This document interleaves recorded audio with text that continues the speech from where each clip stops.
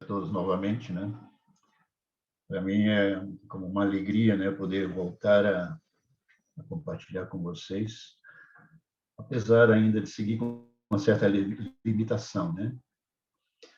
Mas é uma alegria poder compartilhar depois de praticamente um mês, né, que estava ausente de estar compartilhando.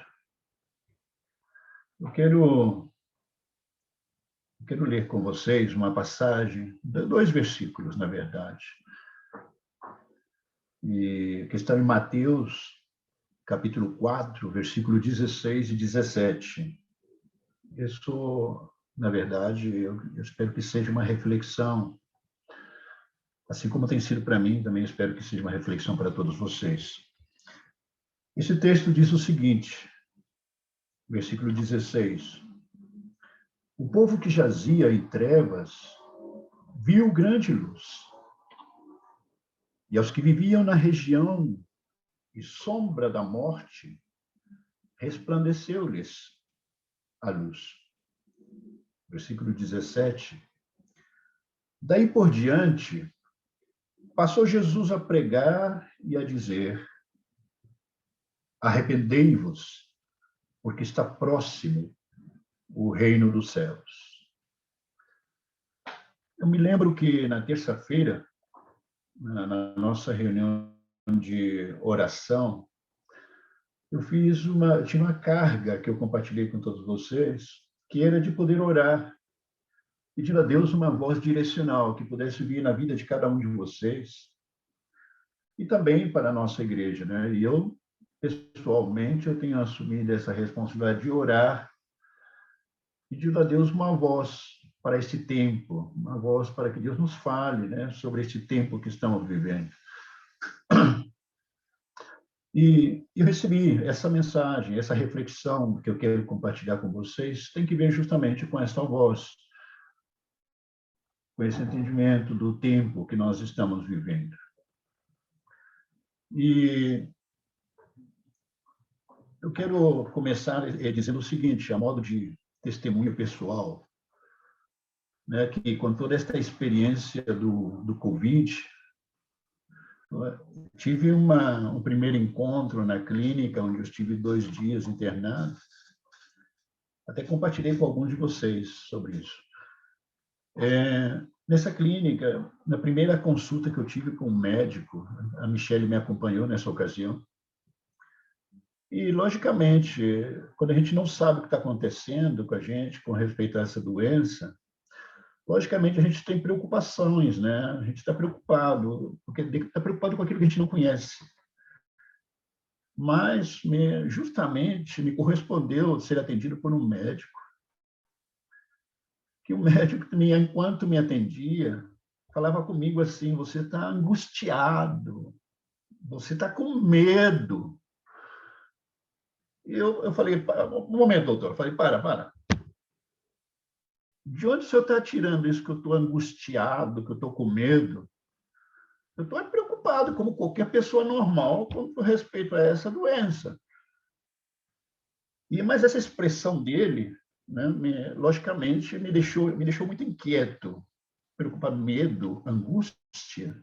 Eu falei: eu não estou com medo, não. E, de verdade, eu não estava com medo.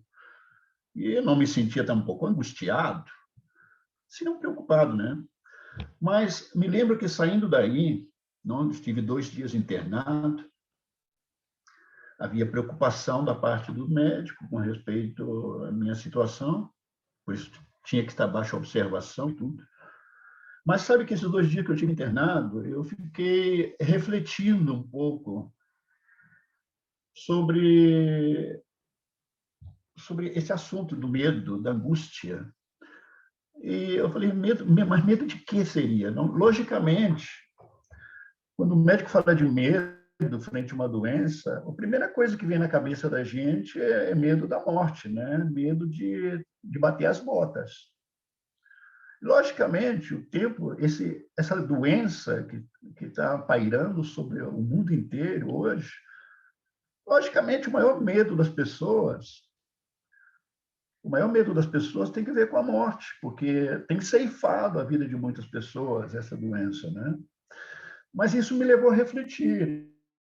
Inclusive, depois que eu saí do hospital, me reuni com o Tiago, né? E eu compartilhei um pouco disso com ele. Mas o Tiago olhou para mim e falou assim, mas eu acho que sua vida está resolvida com Deus, né? E sabe o quê?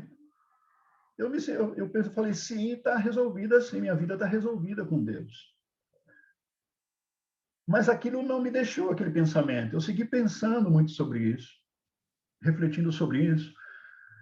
E eu comecei a fazer uma introspecção, né? E comecei a pensar o seguinte, gente, é tão fácil a gente dizer que nossa vida está resolvida, é tão fácil dizer que nós estamos salvos, é tão fácil dizer, não, se tiver que passar qualquer coisa, eu vou com Cristo, né? A maioria das pessoas que se consideram crentes dizem a mesma coisa. Mas uma coisa é dizer que você está resolvido com Deus, outra coisa é que você saiba e se sinta que realmente você está resolvido com Deus. E eu creio que a única maneira de repente, de saber em forma empírica essa afirmação é quando você se vê confrontado com uma possibilidade de ter que morrer, de ter que ir desta vida. Quando você está de frente com uma situação que pode ceifar a tua vida neste mundo, é aí que você realmente é aterrissado na realidade. E sabe, essa reflexão me serviu muito.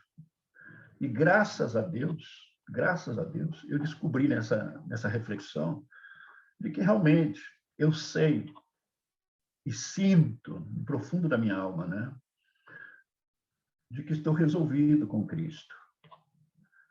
Me serviu muito, isso me serviu demais, essa experiência. Mas, ao mesmo tempo, né, apesar de que você se sinta resolvido com Cristo, vem aquela preocupação típica, né, natural, normal da nossa vida neste mundo, né, a preocupação. Então, eu falei, gente, eu não tenho medo, não tenho medo de jeito nenhum de ter que ir, porque eu me sinto e sei que estou resolvido. Mas essa preocupação daquilo que implica todas as coisas que tem que ver com a sua vida nesse mundo, né? Família, trabalho, tantos projetos, tantas coisas que você está comprometido, que logicamente aí vem o peso, maiormente tem que ver com o que você está vivendo aqui neste mundo. Essa reflexão pessoal, meus irmãos, me levou também a pensar o seguinte: será que todos os meus irmãos da nossa igreja, do nosso ministério, estão resolvidos com Deus? Será que cada um de vocês não somente acredite e afirma, ou diz, mas será que você, em algum momento, considerou a importância dessa afirmação baseada em algo que você sabe empiricamente que é verdade? Você pode falar que está resolvido com Deus, mas você se sinta resolvido, dizendo, se eu tenho que partir agora, eu sei que vou com Cristo. Por favor, me entenda essa reflexão. Uma coisa é dizer que você está resolvido, acreditar na sua mente que você está resolvido. Outra coisa é que você saiba, lá no profundo da tua alma, e você se sinta no profundo do seu ser, de que você realmente está seguro da tua salvação. Eu falei, será que tem irmãos no nosso meio que podem estar vivendo exatamente o mesmo pânico, podem estar vivendo a mesma sensação de terror que está acontecendo com as pessoas incrédulas, as pessoas que estão no mundo? Porque eles que estão no mundo, queridos, o mundo hoje está experimentando pânico, está experimentando terror. As pessoas estão desesperadas e não é difícil saber por quê. Porque lá no fundo, eles sabem eles sabem que não estão resolvidos com Deus. Porque lá no fundo sabem que a possibilidade de repente, ter que ser confrontado com o Criador nunca esteve tão próximo. Então, tem muita gente aterrorizada. Aterrorizada. Eu não posso nem imaginar como é isso. E isso, logicamente, marca uma diferença muito grande daqueles que estão realmente resolvidos com Cristo. Eu falo, eu estou preparado? Eu me pergunto, nossas famílias, nossos filhos, estão preparados? Nossos irmãos que cantamos, adoramos juntos, realmente sabem que estão preparados com Deus?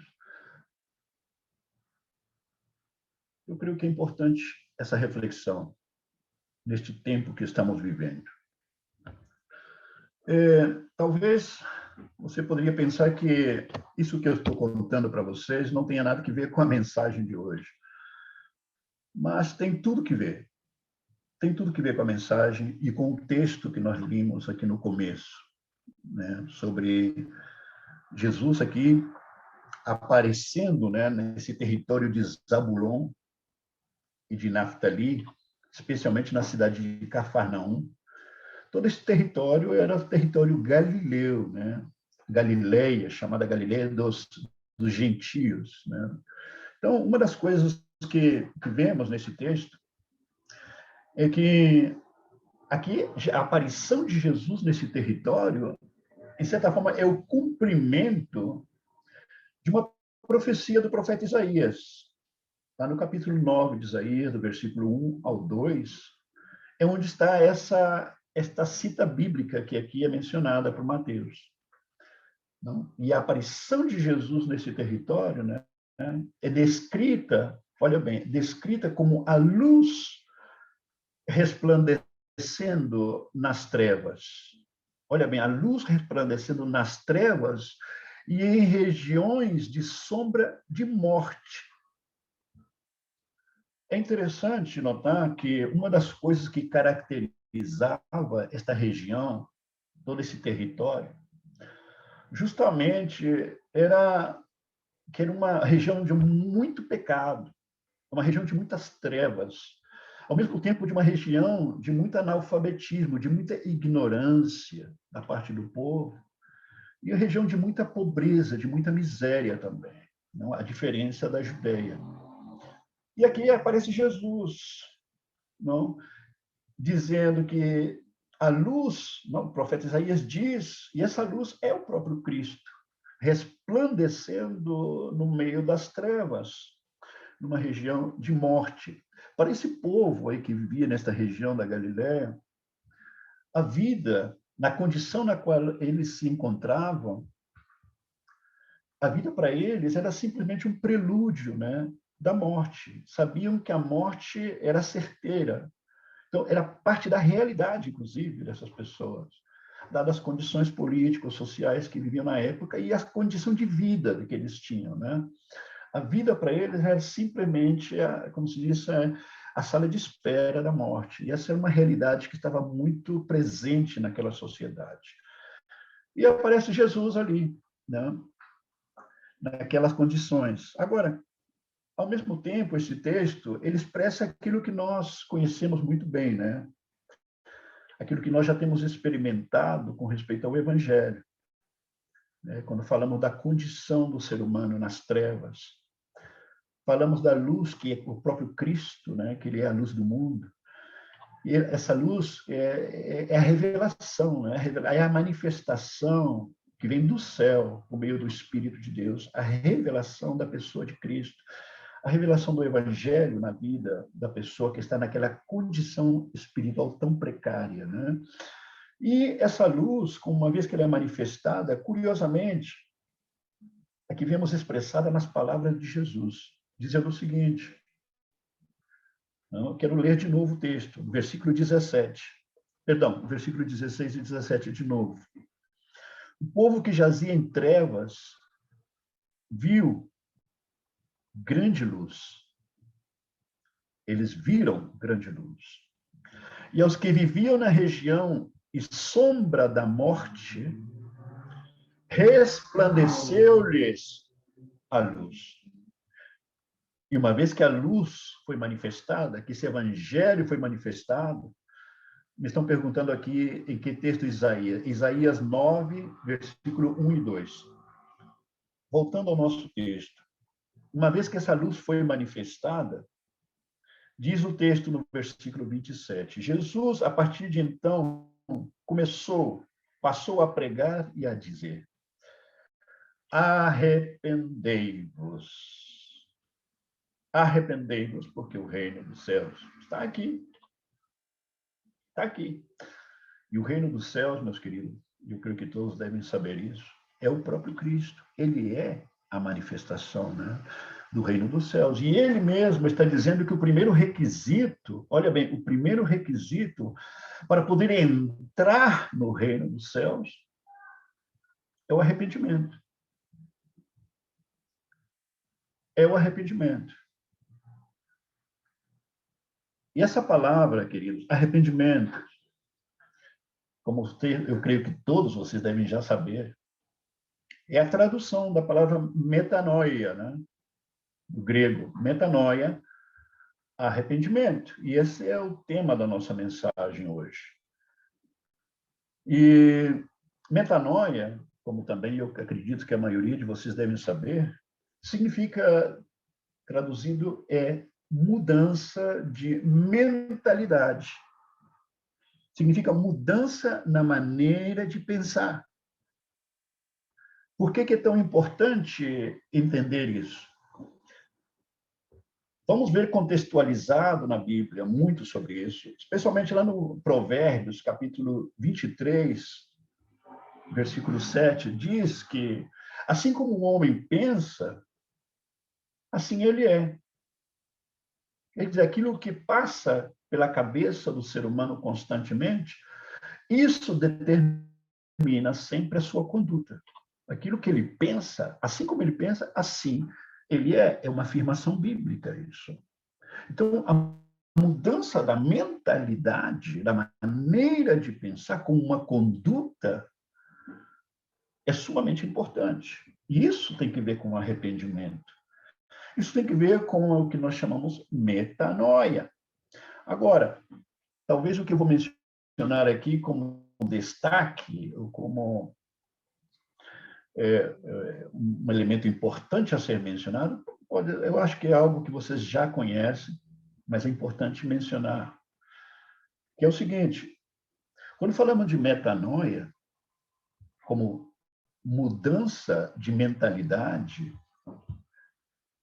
não é a mesma coisa, não é a mesma coisa que mudança de mente. Muitas vezes, tem pessoas que têm usado o termo metanoia para se referir a ambas coisas. Tem algo que ver? Tem. Eu vou esclarecer isso. Mas não é a mesma coisa, ao mesmo tempo. Porque mudança de mentalidade não é a mesma que mudança de mente. Quando a Bíblia, em 1 de Coríntios, capítulo 2, versículo 16, nos diz que nós temos a mente de Cristo. Aqueles que estão em Cristo, aqueles que são convertidos, aqueles que foram alcançados pela obra da cruz do Calvário e participaram e foram introduzidos a Cristo, essas pessoas têm a mente de Cristo. Agora, como é que essa pessoa tem a mente de Cristo? Ele não somente tem a mente de Cristo, querido. Ele tem também o coração de Cristo. Ele tem o espírito de Cristo. Ele tem as emoções de Cristo. Ele tem o santuário de Cristo, que é o seu próprio corpo. É importante lembrar isso, porque essa experiência de ter a mente de Cristo tem tudo que ver, queridos, com um novo nascimento. É uma experiência única, única na vida de uma pessoa que foi alcançada. Porque para ter a mente de Cristo, é preciso morrer com Cristo, ser crucificado com Jesus, para que essa mente antiga, velha nossa, que tem um chip que nos faz pensar e viver como inimigos de Deus, ela precisa ser destruída por meio da cruz, para ao mesmo tempo dar lugar a que a vida de Cristo, o Cristo que é a ressurreição e a vida, possa entrar dentro de nós e nos regenerar. Aí nasce, né, a doutrina da regeneração, onde somos regenerados, nascidos de novo. E quando nascemos de novo, nos é dado aqui um novo chip, um novo sistema operativo, né, no nosso ser, na nossa alma, que nos faz pensar. Agora temos uma base de pensamento que é Cristo. Nossa forma de pensar, a norma da nossa forma de pensar agora é sobre os princípios, sobre a realidade, sobre o reino de Cristo. Essa é a norma de pensar nossa. É a norma nossa de conceber a vida e todas as demais coisas. É a nossa norma de percepção agora. É Cristo. Nosso espírito percebe segundo Cristo. Nossas emoções, elas só realmente estão alinhadas com a nossa alma a partir desse momento, entendendo que elas estão também regeneradas na ressurreição de Cristo em nós. Ok? É importante mencionar isso, porque lá em Tito, capítulo 1, versículo 15, nos destaca claramente que a pessoa que é incrédula, a pessoa que está nas trevas, que é aquela pessoa que ainda não é convertida, diz que tanto a mente como a consciência dessa pessoa está corrompida, está cauterizada. Corrompida e cauterizada a mente de uma pessoa que é incrédula, aquela pessoa que não tem Cristo em sua vida, né? Então, essa experiência, queridos, é uma experiência única. Agora, essa é a mudança de mente. Logicamente, essa mudança de mente, quando eu falei que tinha algo que ver, eu me refiro ao seguinte: quando você estava nas trevas, você tinha uma forma de pensar, guiada por essa mente corrompida. Mas, ao ter a mente de Cristo, uma vez que foi alcançado por ele, logicamente, você vai ter outra forma de pensar. Então, de alguma maneira, você experimenta a metanoia nessa transformação de mente. Mas ela não está limitada somente a esta experiência de transformação de mente, a metanoia. A metanoia ela é muito mais ampla. E quando falamos de metanoia como mudança de mentalidade, queridos, em realidade, tem tudo que ver com aquilo que nós já entendemos sobre o propósito eterno de Deus. Onde Cristo está sendo revelado e encarnado em nós, cada verdade divina que entra em nosso ser, vai significar, na prática, uma mudança dentro de nós. Uma mudança na nossa forma de pensar e que vai se traduzir no nosso comportamento. Então, entra uma verdade em nós, a verdade de Cristo, e sai uma mentira. E quando vivemos essa experiência do propósito eterno de Deus, a própria santificação nos leva a falar de algo quase sinônimo, né? Sendo cada vez mais santo, como um processo de vida. Está vinculado com a mudança da mentalidade. Então, queridos, o que eu quero dizer com isso é o seguinte: a experiência da metanoia não tem somente que ver com arrependimento para a nossa conversão. A experiência da metanoia tem que ver com uma forma de vida. Tanto assim que podemos dizer que ela não é uma experiência estática, somente única. É uma experiência dinâmica, é uma experiência constante na nossa vida. E ela funciona nesses dois âmbitos, queridos. Um é, por exemplo, o primeiro deles como cristãos, nós sabemos que vamos passar nossa vida inteira até que tenhamos que partir ou até que Cristo volte. Vamos passar nossa vida inteira, queridos, nos arrependendo de algum pecado que cometemos no processo, no caminho. Em outras palavras, é dinâmica a metanoia, o arrependimento. É uma forma de vida para nós. Vamos passar a vida inteira tendo oportunidade de nos arrependermos de algum pecado. Como já expliquei antes, o cristão, ele se arrepende de pecados cometidos, não como norma de vida. Viver no pecado não é norma de vida para um verdadeiro cristão, apesar de que muitos pensam que sim. Então, essa é uma forma em que vemos a manifestada metanoia. A outra, queridos, é que vamos passar a vida inteira recebendo alguma revelação, recebendo alguma verdade revelada em nossas vidas. E, como já mencionei, cada verdade que entra, sai uma mentira de nós. E isso não tem que ver com arrependimento de pecado. Essa metanoia não tem que ver com o pecado, tem que ver com esclarecimento, a iluminação da verdade em nós. E aquilo da qual nós éramos ignorantes, que vai sair de nós, vai mudar a nossa forma de ser, logicamente, aquelas coisas eram inconscientes, não sabíamos. Então, a responsabilidade nossa está no âmbito da luz que nós temos da parte de Deus. Deus vai cobrar de nós a luz que Ele iluminou em nós. Então, essa é a nossa responsabilidade aí. Em outras palavras, querido, podemos dizer também que nós não nos arrependemos somente, olha bem, não nos arrependemos aqui, estamos falando do pecado, né?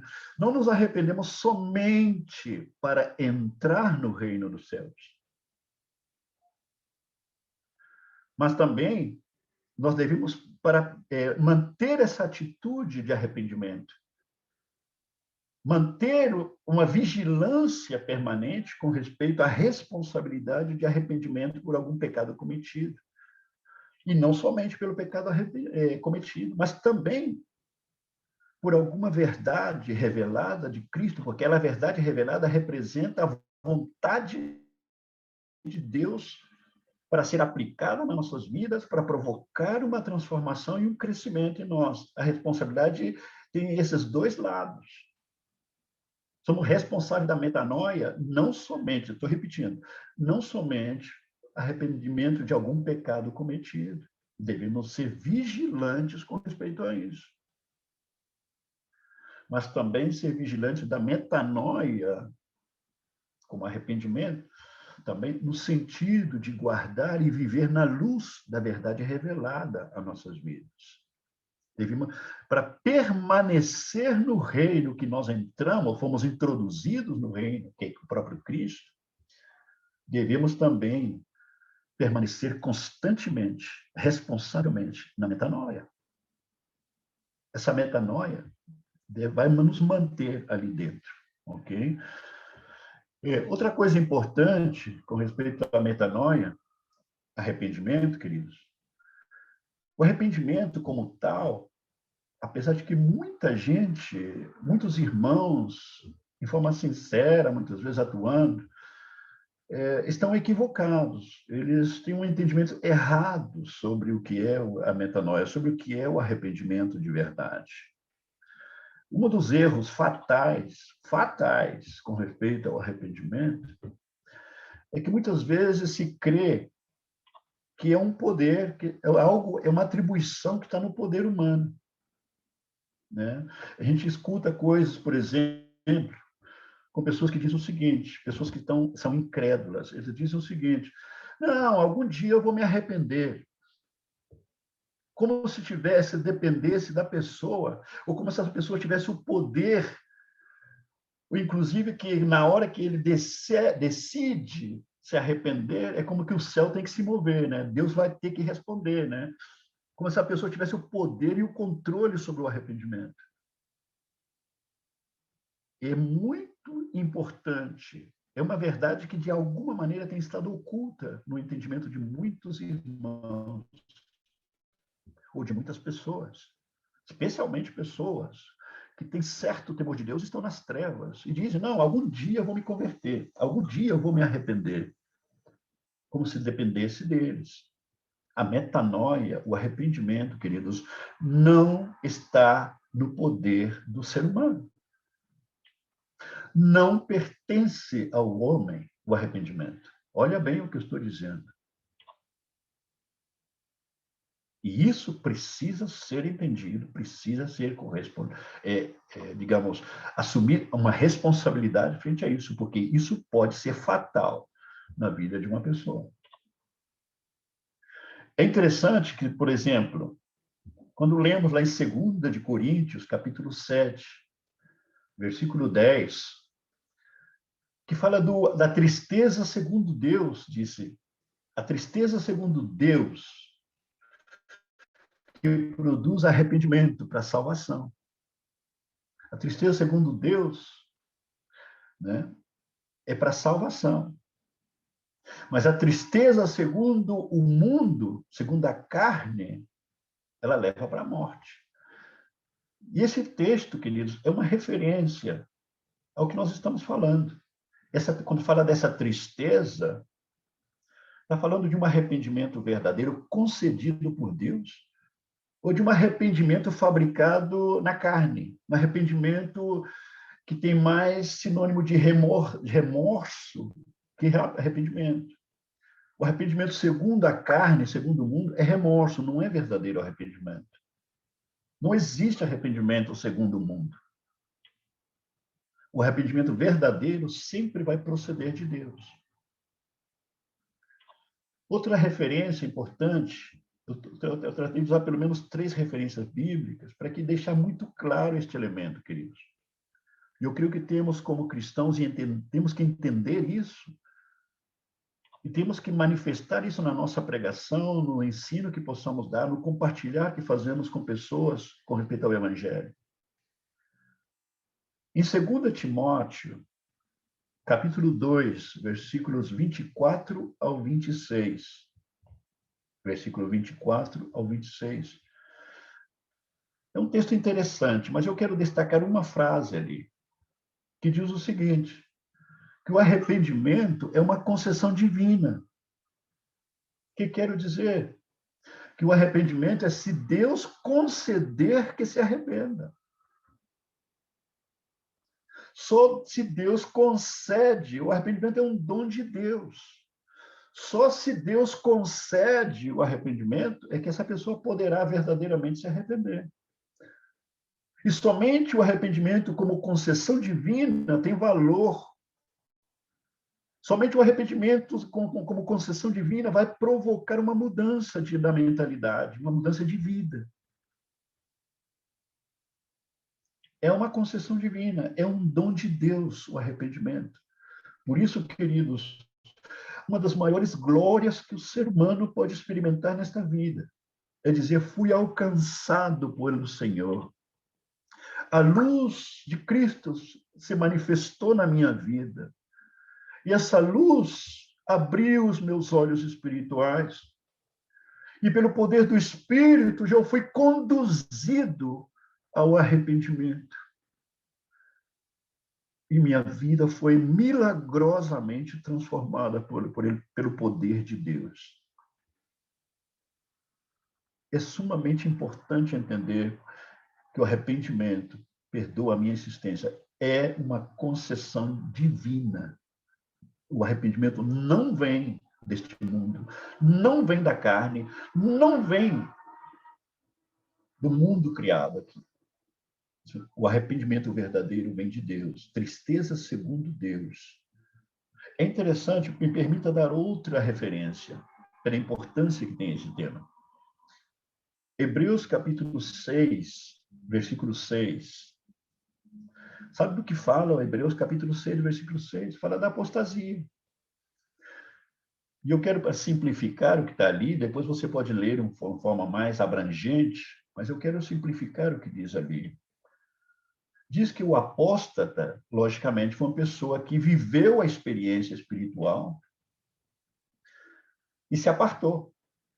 Ainda que eu sei que muitos hoje, em termos reais e práticos, eles negam a apostasia. Eles negam a possibilidade de que uma pessoa que foi verdadeiramente cristão possa ser um apóstata, o qual é uma incoerência, porque se ele nunca foi, então não existe apostasia. Não pode se apartar de uma coisa que nunca foi. Então, consequentemente, a apostasia não existe. Agora, ela existe porque a Bíblia fala de apostasia, tanto no Antigo como no Novo Testamento, com muito sustento bíblico, por ser acaso. Então, queridos, quando diz Hebreus 6, versículo 6, disse que aqueles que são apóstolos não podem ser renovados. Olha bem, não tem como ser renovados para arrependimento. Essa renovação para arrependimento, a pergunta é de onde que vem essa renovação? Obviamente, ela vem de Deus. Queridos, como igreja, nós não podemos errar com respeito à natureza da metanoia. Não podemos dar esse luxo, porque uma doutrina tão simples como o arrependimento, mas de tanta profundidade, nós não podemos desconhecer este fato, a natureza desse arrependimento. E perdoa a minha insistência nisto.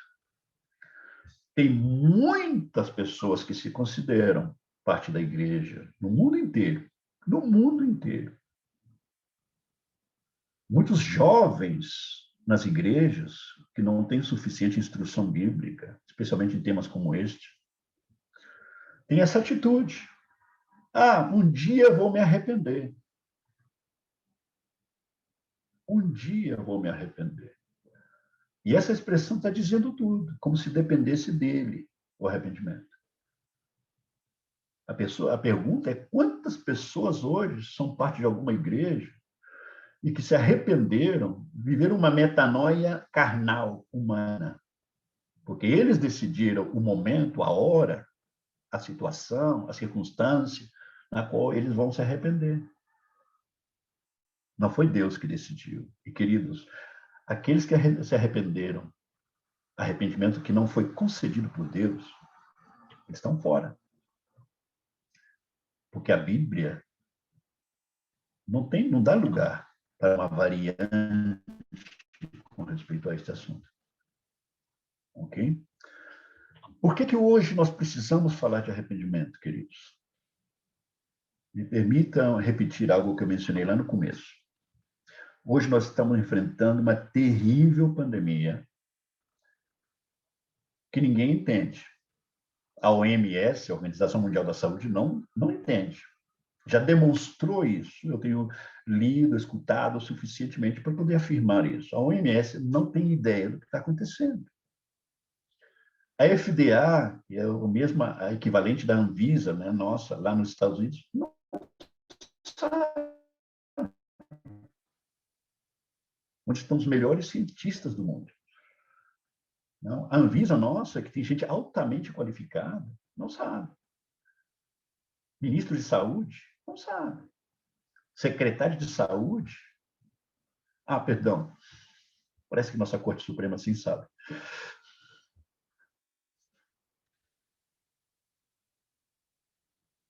Ninguém sabe, queridos. Ninguém sabe. O mundo está em pânico. O mundo está com medo deste inimigo que é um inimigo desconhecido e letal. Quando eu estive no hospital, internado, eu me lembro ver nos corredores pessoas de todos os níveis sociais, queridos, chorando. As pessoas estavam aflitas, porque tem algum ente querido que estava internado que estava em uma situação grave. As pessoas estão desesperadas. Basta você ver nos hospitais, se você tem a oportunidade de estar nos hospitais, você vê isso. Com certeza, a Ieda, a Yara, não, que são parte da nossa congregação, que tem esse trabalho, elas veem isso muito mais. A Aninha, né, que trabalha lá também, em Araraquara, eles estão vendo isso muito mais do que a gente. Mas as pessoas estão com medo. Gente de todo tipo, queridos. Logicamente, a maioria hoje se contém, né, por uma questão social de manter as aparências.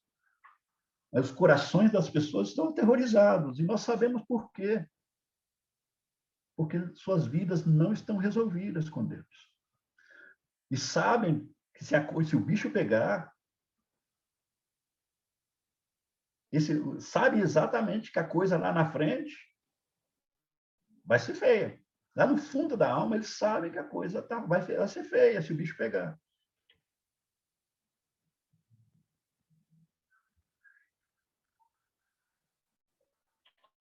Agora, o que também me preocupa, queridos, indo um pouco já para o final da nossa reflexão, da mensagem de hoje,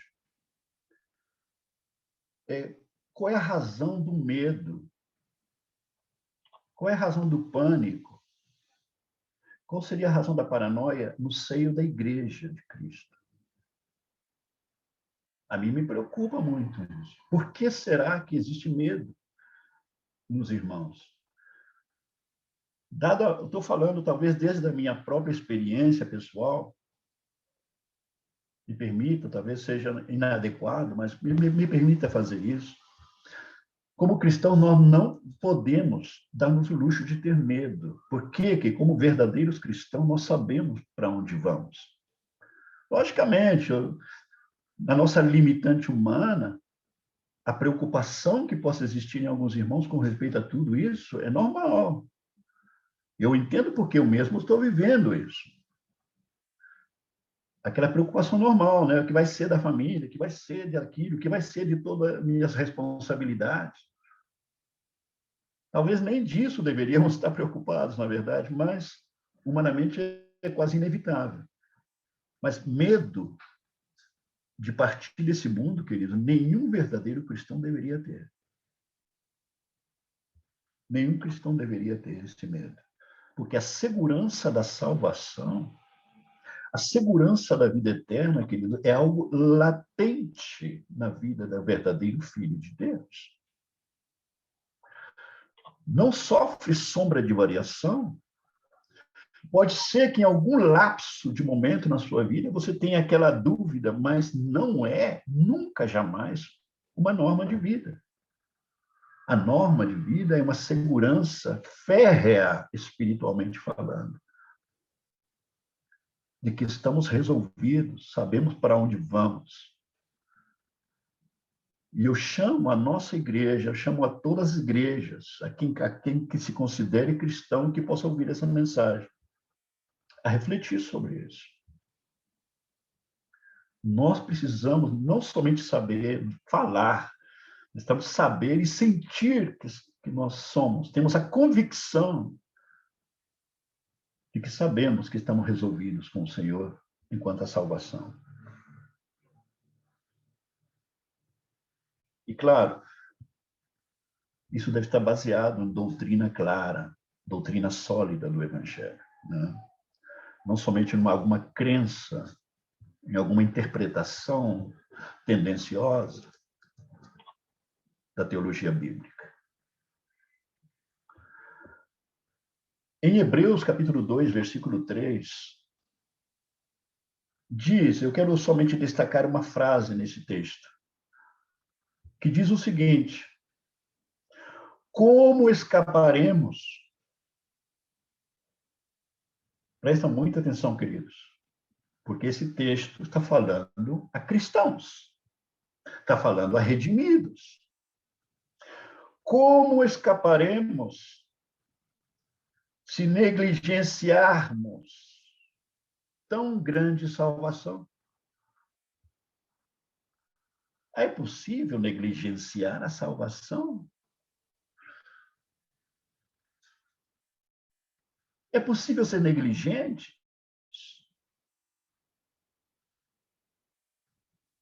Deus queira que reflitamos suficientemente nisso, queridos, e que para este tempo que estamos vivendo, tenhamos nossas vidas resolvidas e com respeito à nossa salvação, nossa segurança de vida eterna, que é o próprio Cristo em nós.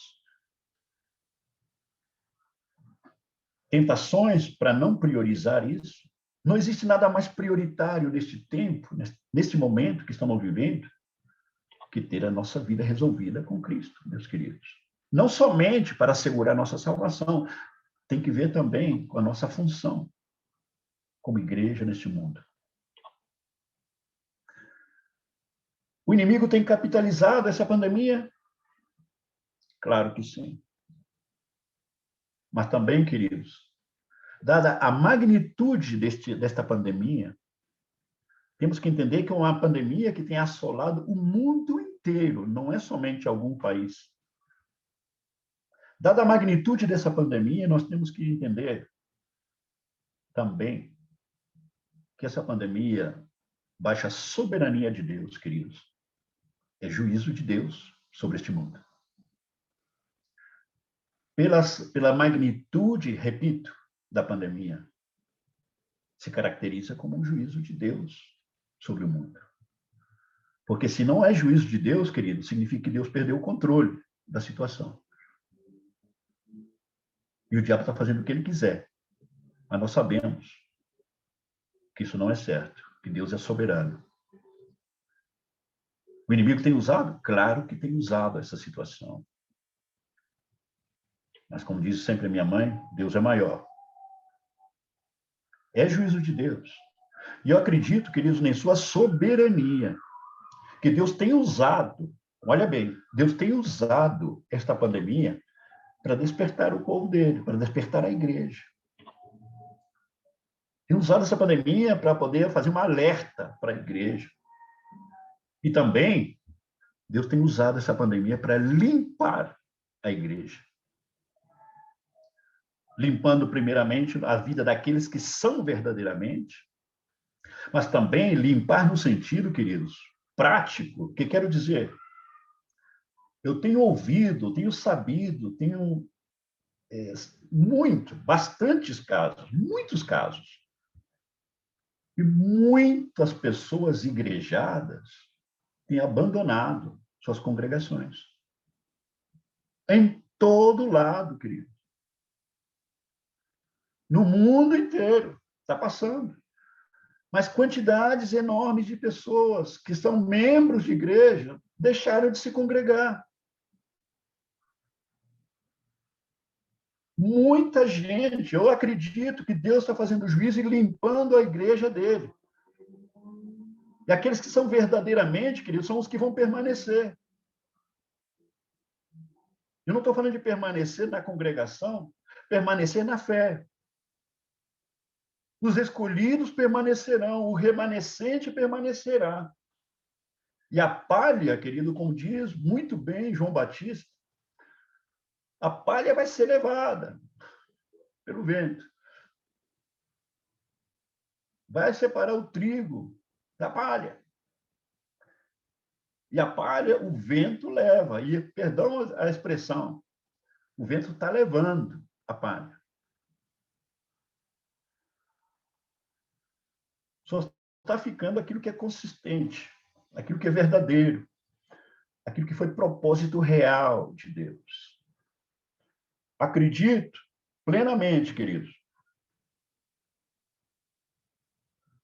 que baixo essa soberania de Deus, algo que vocês têm ouvido de mim várias vezes, nossas vidas como verdadeiros redimidos, nossas vidas não estão à deriva, queridos. Uma vez que Cristo se tornou Senhor e soberano, Deus, Senhor e soberano na sua vida, na minha vida, significa que nós pertencemos a Ele. E fomos encausados no plano e propósito eterno dele. E a morte e a vida estão nas mãos do nosso Deus soberano. Nós não estamos à mercê daquilo que o diabo e seus demônios queiram fazer contra nós. Ele não pode fazer nada contra nós, porque Cristo é Senhor em nós, porque Cristo é salvação eterna em nós. O ser humano, os filhos das trevas, eles não têm poder de decisão sobre a nossa vida, porque Cristo é Senhor, é nossa salvação. Queridos, as pestes, as pragas, as pandemias, coronavírus e etc., etc., não podem determinar o nosso destino. Porque Cristo é o Senhor. Ele é nossa salvação. O nosso futuro e o nosso destino tem nome e sobrenome, se chama Jesus Cristo. Os nossos dias estão nas mãos dele. E sabe o que, querido? Não vai ser um coronavírus que vai determinar isso. Porque significa anular o senhorio de Cristo sobre nós. E digo mais. Quando Deus determine chamar a qualquer de nós, querido, não existe nenhum poder neste universo que vai impedir que nós partamos. Porque nossos dias estão nas mãos dele. Não podemos estar aterrorizados pelo que está acontecendo. É o momento que necessitamos despertar e entender de uma forma ainda maior que nós dependemos da graça de Deus, dependemos do Cristo vivo em nós, e não desse perigo, querido, que está assolando o planeta. É o momento que vivamos em forma plena nossa dependência do Senhor. É o momento que realmente fica em evidência a nossa confiança nele. Vivemos nessa confiança, seguros do nosso destino eterno.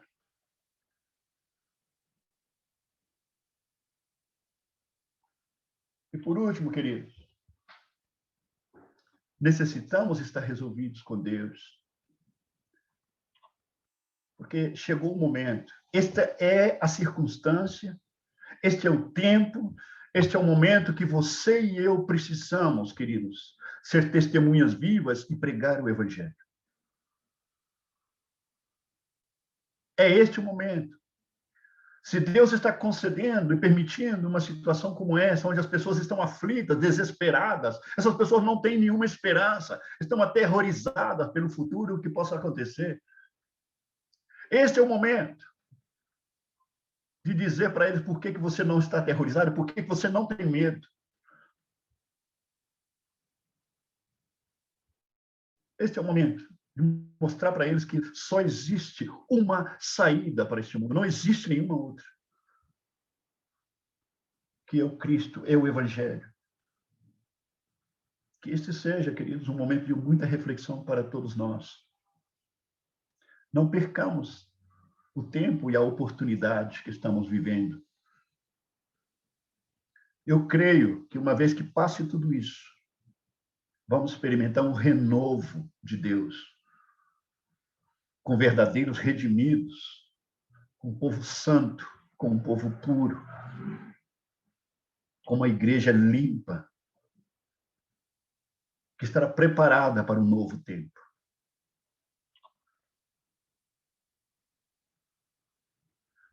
Se você sabe e sente que você é um redimido do Senhor, que foi alcançado pelo Senhor, reflita sobre este tempo.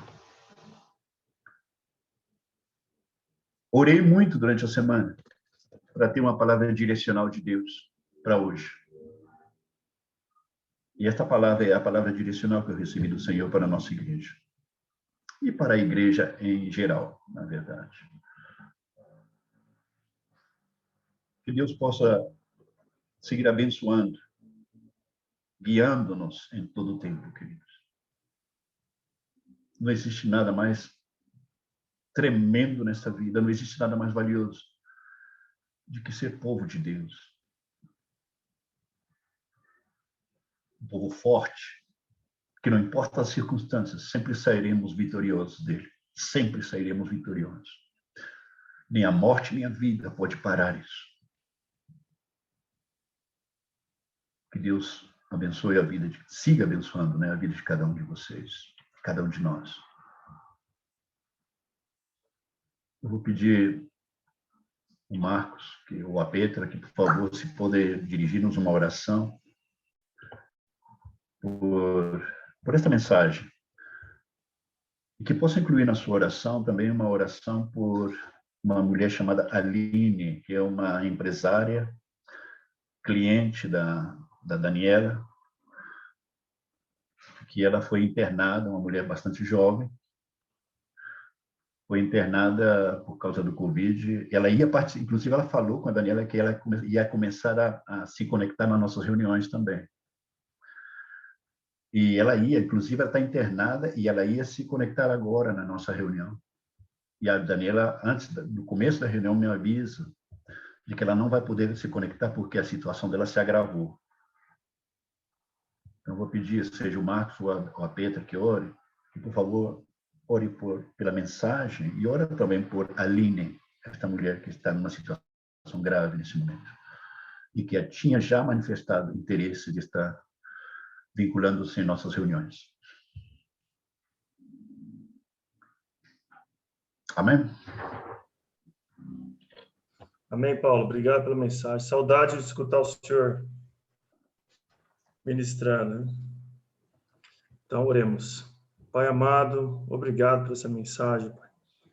Obrigado, Senhor, por iluminar nosso entendimento, Pai. Pai, te pedimos que essa mensagem esteja semeada nessa terra, Pai, que é os nossos corações, Pai. Amém. E possa crescer, Pai, gerar fruto, Pai. Sim. Pai, que essa metanoia, Senhor, que não só foi uma vez, Pai, naquele momento que houve uma mudança de mente, mas que a metanoia, a nossa mudança de mentalidade siga, Pai, dia após dia, Senhor. Não só no arrependimento dos nossos pecados, Senhor, nossos pecados que podemos cometer na nossa caminhada, Pai, mas também, Senhor, pelas mentiras, Pai, que estavam em nossas vidas, Senhor, e saíram porque a Tua verdade entrou, Pai.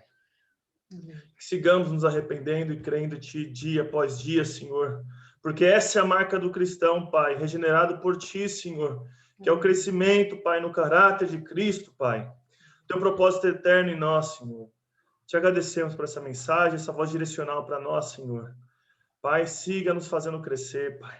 Essa pandemia, Senhor, esse vírus, Senhor, ainda, Pai, que tenha sido maquinado pelo homem, Senhor, não sai do teu controle, Senhor.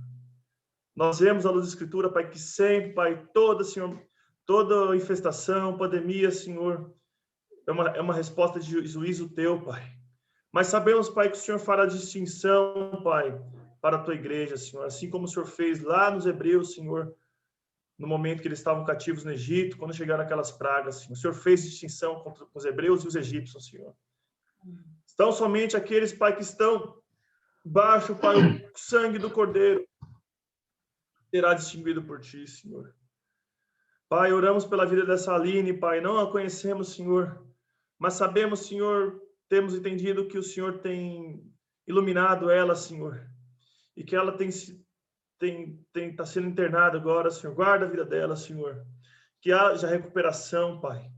Que, Pai, como sabemos, a vida das pessoas não estão... A vida dessas pessoas, Pai, elas estão nas suas mãos, Senhor. Né? Dos crédulos ou dos incrédulos, Senhor. Dos que creem ou não creem, Senhor. Todas as vidas estão na sua mão, Pai. A Ti pertence a vida ou a morte, Pai. É a Ti, Tu quem dá, Senhor, fôlego de vida. Tu também quem tira, Senhor. Pai, se ela não é, Pai, regenerada por Ti, Senhor, se ela não foi iluminada pelo entendimento, Pai, permita, Senhor, que antes de qualquer coisa que aconteça, Pai, que seja iluminado o entendimento dela, Senhor, que a luz do Teu Evangelho resplandeça a vida dela, Senhor, que haja regeneração, mudança de mente, Pai, na vida dela, Senhor, que ela possa crer no Teu nome, Pai.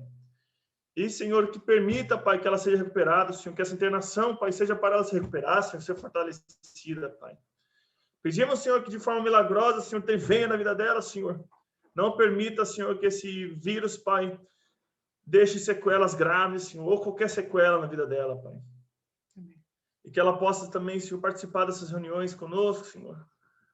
Que ela possa, Senhor, receber de Ti a Tua palavra, Pai. Em nome de Jesus, Senhor. Pai, encomendamos a Tua igreja, o Teu corpo, Senhor. Essa expressão local do Teu corpo, Senhor. Te pedimos, Senhor, que o Senhor encaminhe para essa mensagem em nossos corações, Senhor. Que haja crescimento em nossas vidas, Pai. Em nome de Senhor Jesus, Pai. Te agradecemos, Pai. Obrigado, Pai. Amém.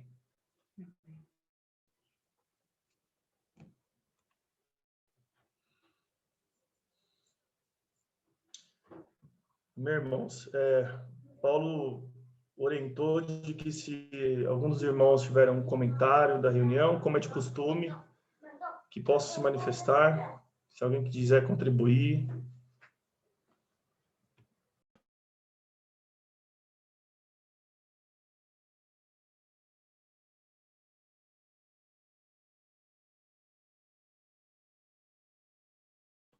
Um de cada vez.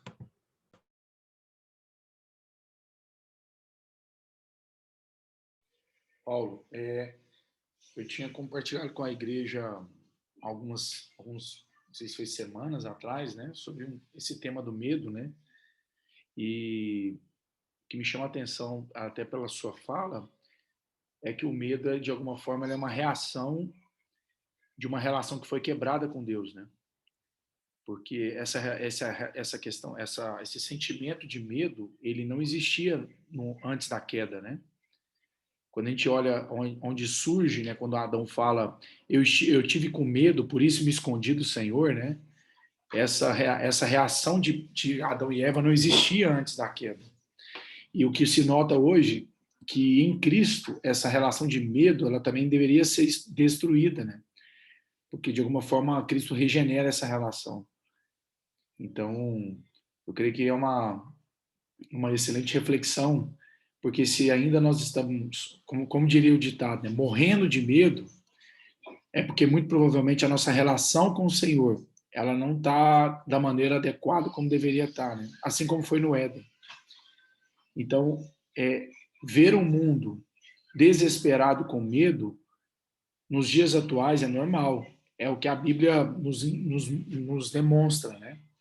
Mas, de fato, quando nós somos em Cristo, nós podemos ter preocupações, né? Mas ter medo é outra coisa, né, Paulo? Então, eu queria contribuir com essa, dentro da sua fala.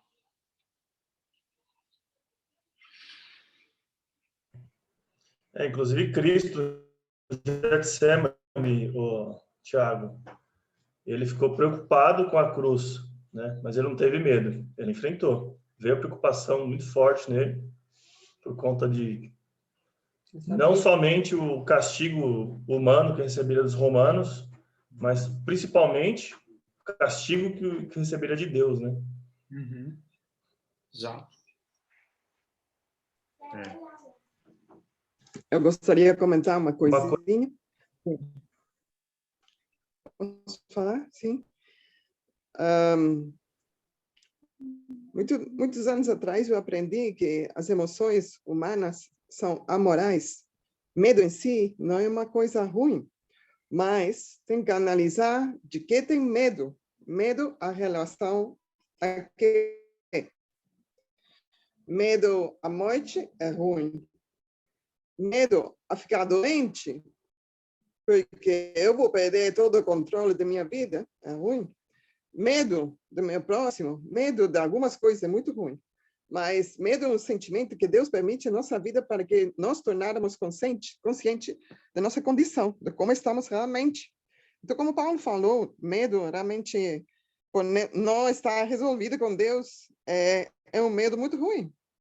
Mas, ao mesmo tempo, Deus permite que sentir esse medo para ser responsável frente a Deus, para ser responsável frente ao Evangelho. Então, tem que analisar, eu estou sentindo medo, mas de que estou sentindo medo realmente? Porque aí eu posso entender se o medo de que preciso me arrepender, de que Deus precisa trazer arrependimento à minha vida. Medo sempre está relacionado com alguma coisa, com alguma condição. Porque medo em si sozinho é amoral. Então, obrigado, Paulo, pela palavra. Faz refletir muito. Ô, Paulo. E Haroldo, está escutando? Só para concluir, lá em 1 João 4:18 diz: no amor não existe receio. Antes, o perfeito amor lança fora todo medo. Ora, Amém. o medo pressupõe punição, e aquele que teme não está aperfeiçoado no amor. Nós amamos porque ele nos amou primeiro. Muito obrigado, Haroldo, por essa palavra. Eu creio que é um palavrão. Tremenda palavra, que vem realmente complementar muito forte a mensagem de hoje.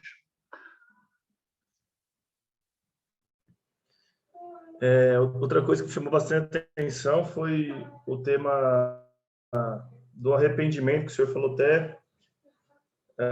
deu até o versículo, né, do 2 Timóteo 2:24.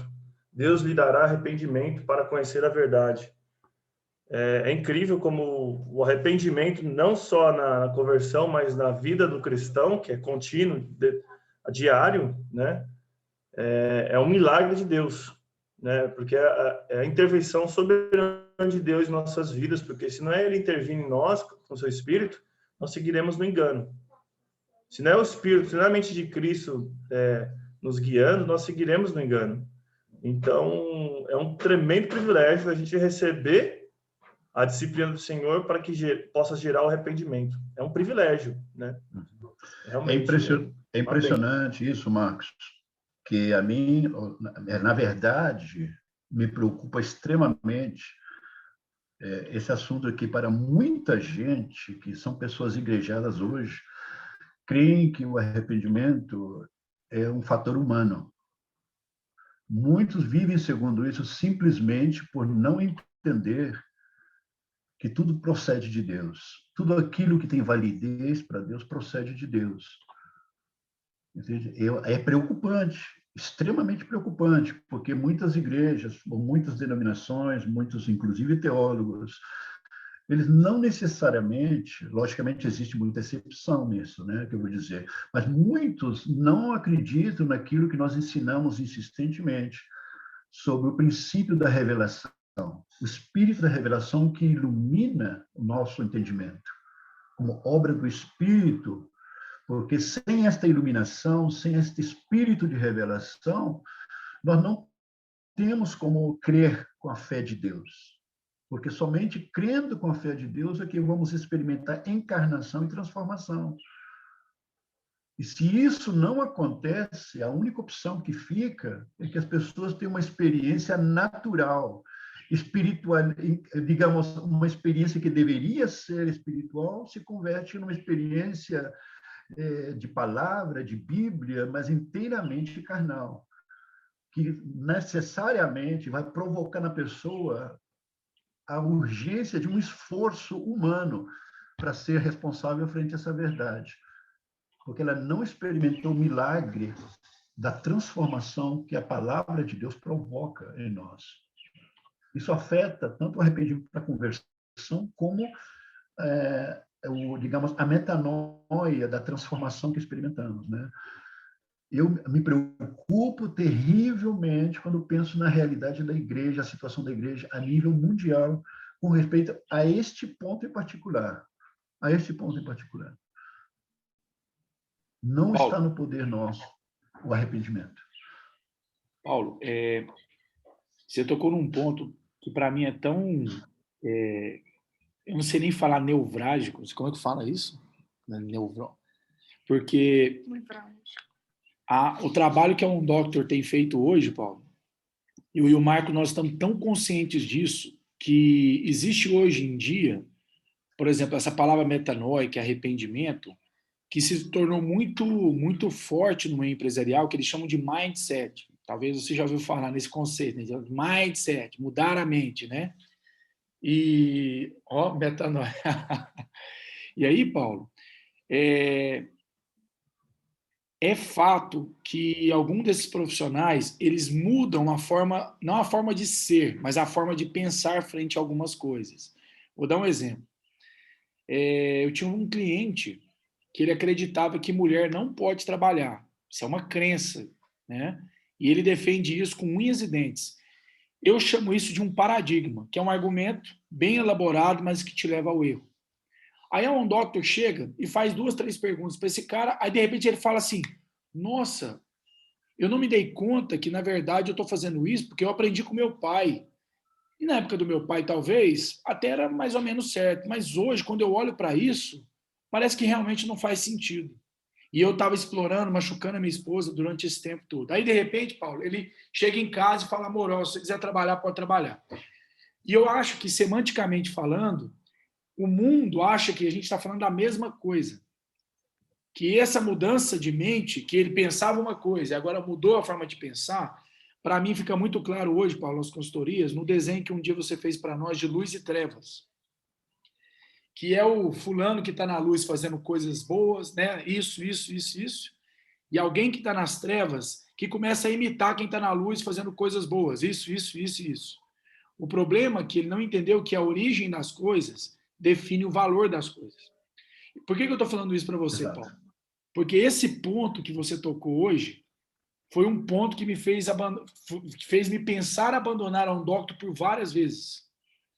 Porque eu chegava no trabalho e eu falava, cara, mas pai, eu estou querendo fazer uma coisa, mas não é o evangelho. E aí até que eu me dei conta que hoje o nosso trabalho ele é até uma redução de danos, mas ele não é salvífico, ele não é um trabalho. Eu não estou falando de salvação, né? Por quê? Porque quando eu chego no trabalho e eu tenho a oportunidade de pregar o evangelho, eu vou pregar o evangelho. Mas é um cara que está desesperado querendo pular da ponte, e agora eu vou tirar ele dessa ideia para ele fazer uma outra coisa. Mas assim, no começo, Paulo, eu tinha muita crise com isso. Porque eu falava assim, cara, mas o mundo está experimentando metanoia também. Olha, é a mesma coisa, mas não é a mesma coisa. Então hoje, isso foi um ponto importante na minha cabeça, porque eu sofria muito com isso, viu, Paulo? De verdade. De achar que era a mesma coisa, e não é a mesma coisa. Por quê? Porque no final das contas, esse cara está mudando a mente, mas o centro da vida dele continua sendo ele. Ele continua sendo o seu próprio Deus, né? A egolatria. Mas, ao mesmo tempo, quando a gente experimenta essa metanoia do Evangelho, Cristo passa a ser o centro de todas as coisas, completamente. Então, para mim, você compartilhar isso foi muito bom para reforçar o que eu tenho, né, nas minhas lutas internas aqui. A mudança de mente de uma pessoa no mundo, ela é circunstancial, né? Essa é a grande diferença. Exato.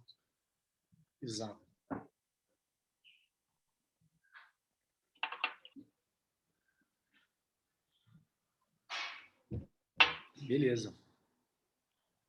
Posso continuar então, Paulo, trabalhando?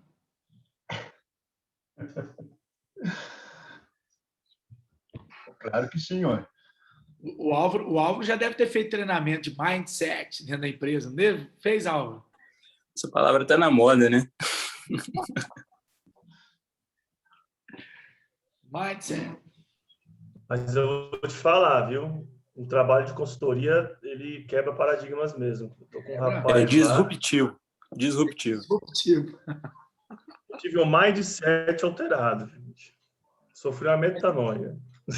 Mas, Marcos, pegando a sua fala, isso é tão importante porque tem muito cristão, né, que acredita nessa questão da metanoia e tal, mas que também ele acaba entrando num paradigma também com relação ao trabalho, por exemplo, de achar que também não precisa de ter um suporte externo de uma consultoria, de um trabalho, porque isso também é falho, porque existe, né, como dizer, existe mecanismos no mundo, em termos de trabalho, que pode cooperar com a sua empresa, sim, que pode desenvolver a sua empresa, né, e assim por diante, né, porque isso também é um engano, né, porque se fosse assim, a gente não precisava de supermercado, né, já que Deus vai nos alimentar, né, precisa de supermercado, mas a gente utiliza o supermercado porque lá está a comida, a gente precisa comprar e comer, então, né, tá lá. Mais ou menos isso. Paulo, eu vou parar de gravar aqui, senão vai ficar gigantesco. Peraí.